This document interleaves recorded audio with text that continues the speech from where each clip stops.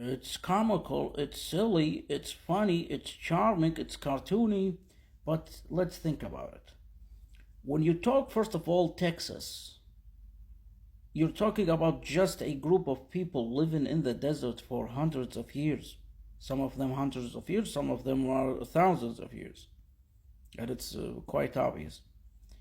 So, you're talking about a group of people living in survival mode in the desert prior to the advent of electricity, prior to comfortable technological logistics.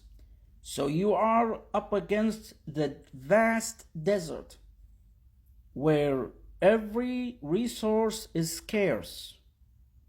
Then you develop an attitude. Your epistemological, ideological construction is all about being a person who is synchronized with the group.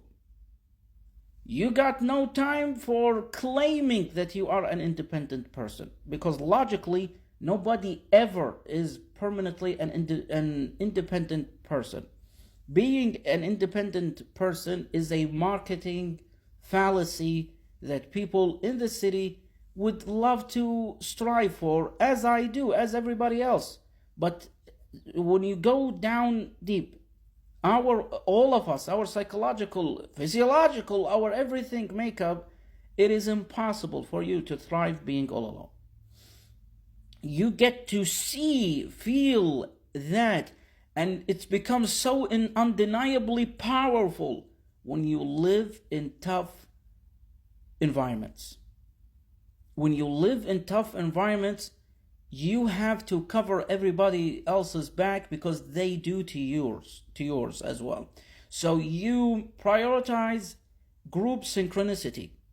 You tend to be very friendly and you develop very strong accents, which is a type of reassurance that you are synchronized with the group.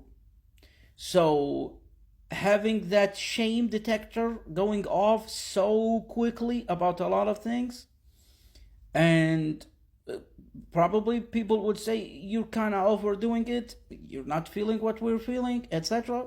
So it's apples and oranges.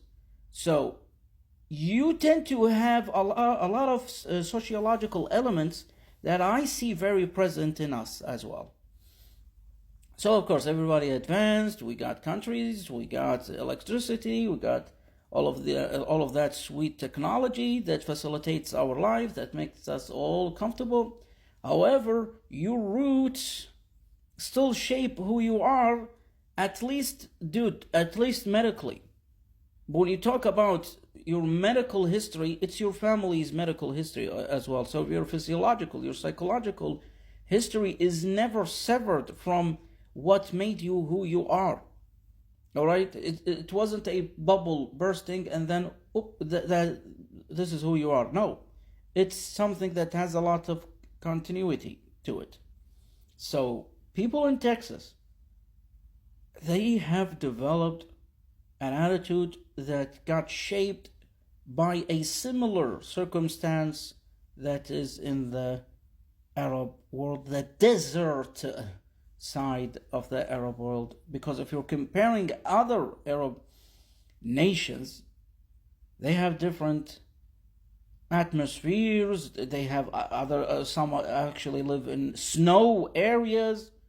So the Arab countries, the vastness of it all is really different. It's really different. It's bigger than America. So we're talking about its total size. Yeah. If you're living in a city, you're going to be individualistic and you're going to cultivate being argumentative. And again, it's apples and oranges, and it's not necessarily a bad thing. You just like that mental, psychological sovereignty and that illusion of being 100% independent. But again, when you look at people's comedy, you're going to understand their emotional intelligence. And when I compare Bedouin comedy to, I am a Bedouin, So when you compare that to the type of comedy that you get in Texas, only when you go to Texas or when you understand their whole, nuances, you're really going to pick up on a lot of similarities. Because the type of comedy we have that indicates our type of emotional intelligence is as following. When you have that type of attitude that emphasizes group synchronicity, it's like you're walking and carrying a plate, and on the plate are glass plates, glass dishes, and glass, this and glass and that, fine china, if you will. So you're really careful about not letting it fall down.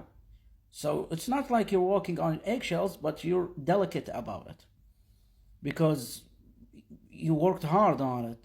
So, and it's a something that you inherited its continuity. You inherited that continuity. So it's passing through you. So if you don't understand what I'm saying, God bless your heart. Have a nice day. Thank you.